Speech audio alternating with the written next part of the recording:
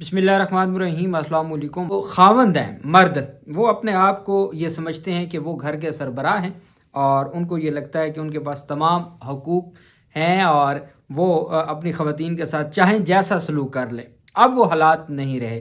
पहले आपको याद होगा दूसरी शादी पे पाबंदी लगी थी कि आप बग़ैर पहली बीवी की इजाज़त के दूसरी शादी नहीं कर सकते।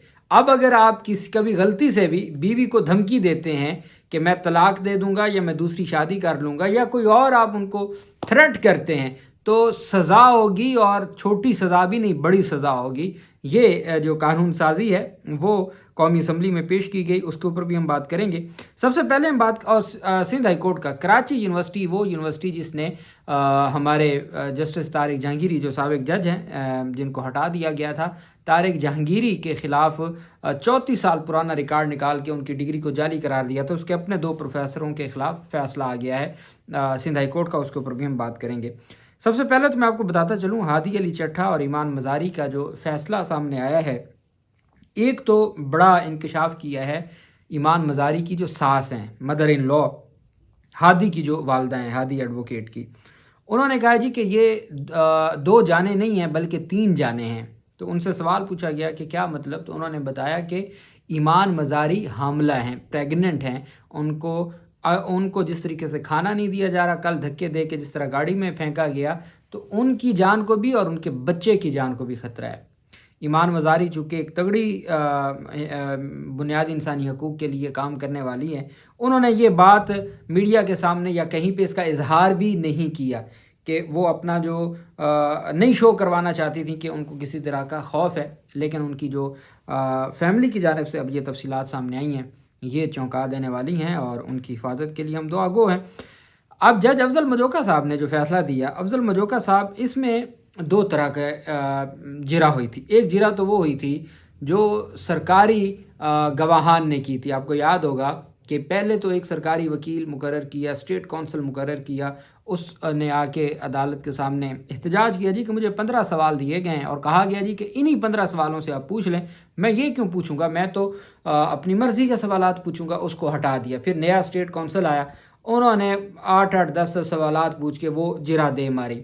फिर उसके बाद मामला चला गया सुप्रीम कोर्ट में और फिर दोबारा उनको जिरा का हक मिल गया और इस्लामाबाद हाई कोर्ट से उनको चंद दिन का मौका मिल गया। इतने में हादी अली चट्ठा ने जिरा की थी और वो जिरा कई घंटों पे मुहित थी।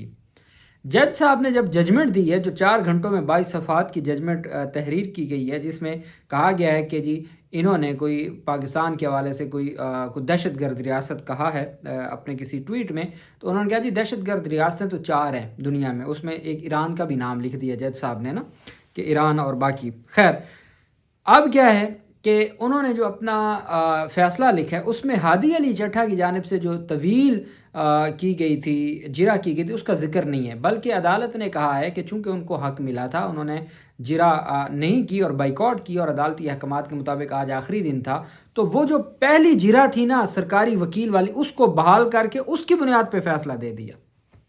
जो हादी, अभी ईमान मज़ारी ने जिरा करनी थी, हादी अपनी जिरा कर चुका था, लेकिन अदालत ने क्या किया कि वो जो दोनों की तरफ से सरकारी जो थे वकील, स्टेट कौंसल, सरकारी वकील से मुराद जो मुलजमान को वकील दिया गया था, यानी कि मुदई सरकार, अदालतें सरकार और प्रोसिक्यूशन सरकार, और दूसरी तरफ जो वकील दिफा हैं वो भी सरकार, बस मुलज़म हैं, उनको टोटल 17 साल की सज़ा दी गई है, जो कि मैक्सिमम जो सज़ा होती है वो दी जाती है, वही चलती है, वो 10 साल है।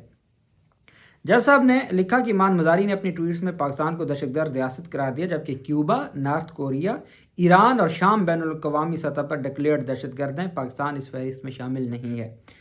साथ उन्होंने कहा कि उन्होंने फिर वो ट्वीट्स का भी जिक्र किया जिनमें जज अफजल मजोका के मुताबिक ईमान मज़ारी और हादी ने पाकिस्तान को दहशतगर्द रियासत का, जबकि ढूंढने से भी किसी एक ट्वीट, साफ़ी कहते हैं कि हमने बड़ा ढूंढा, किसी एक ट्वीट में भी ईमान मज़ारी, हादी अली चट्ठा ने यह नहीं कहा कि जो हमारा प्यारा मुल्क है उसके हवाले से कोई दहशतगर्दी की बात करें। एहतजाज वगैरह ज़रूर किया जो पॉलिसीज़ हैं, लेकिन इस तरह का जो सहाफ़ी कहते हैं कि हमने पूरी छान मारी, ये मरीम नवाज़ ख़ान सीनियर रिपोर्टर हैं सुप्रीम कोर्ट ऑफ पाकिस्तान की, वो कहती हैं कि जब ये बात हुई تو کہتے ہیں کہ ڈھونڈنے سے بھی کسی ایک ٹویٹ میں بھی کوئی ایسا لفظ ملتا ہے، نہ ایسا کوئی تاثر ملتا ہے. ہاں پالیسیز پر احتجاج ضروری ہے. تو اس کا مطلب یہ ہے کہ یہ ججمنٹ پھر کہاں سے، پھر ایران کو دہشت گرد ڈکلیئر کر دیا کہاں ہے بین الاقوامی طور پر.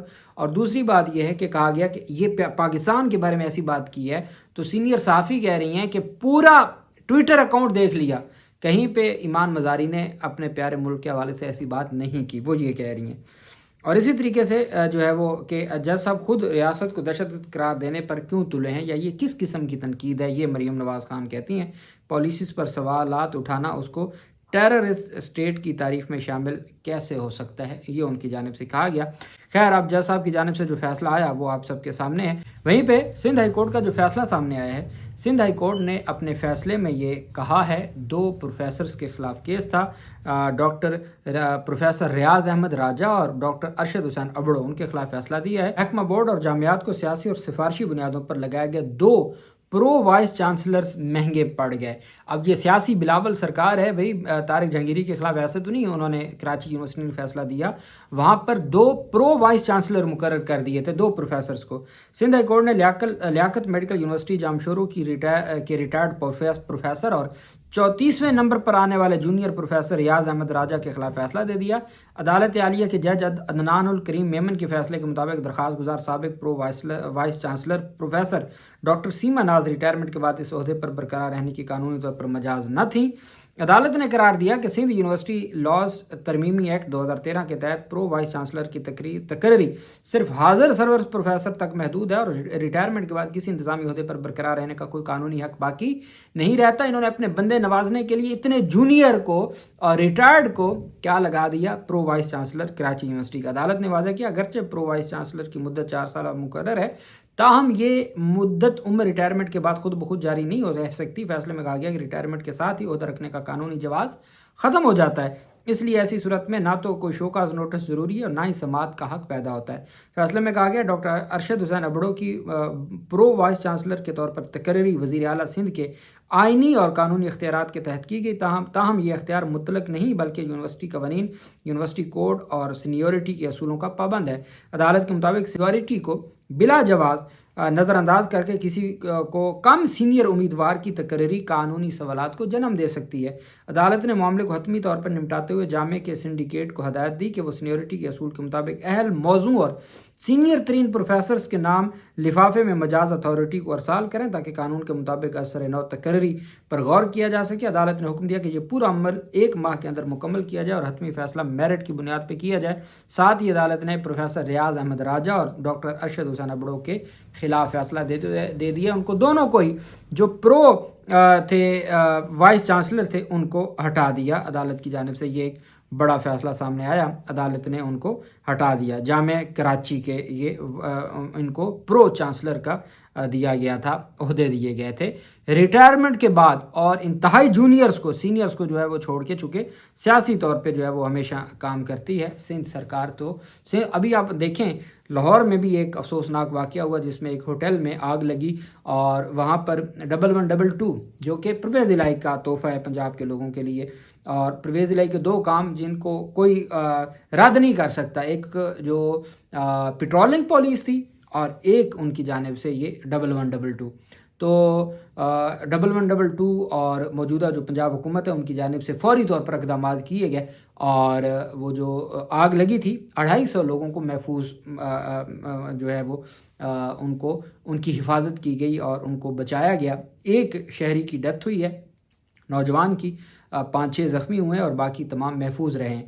جبکہ کراچی میں 2008 سے تو مسلسل حکومت ہے نا سندھ سرکار کی، وہاں کوئی ان کے پاس نہیں ہے. اور گل پلازا میں جس طرح سے قیمتی لوگوں کی جانیں گئی ہیں اور آج تک جو وہاں سے لاشیں نکالی جا رہی ہیں ان کی کوئی کنٹریبیوشن نہیں ہے سوائے مار جو ہے وہ انہوں نے جو مچا سکتے تھے نا اندھیر نگری، وہ ان کی جانب سے کی جا رہی ہے اور ہر طرف سے ہاتھ مار رہے ہیں لیکن عوام کے لیے کچھ نہیں کہہ رہے. یہ سندھ سرکار کا سندھ سرکار کی واحد خوبی ہے کہ وہ صرف اپنے لیے سارا کچھ کرتے ہیں.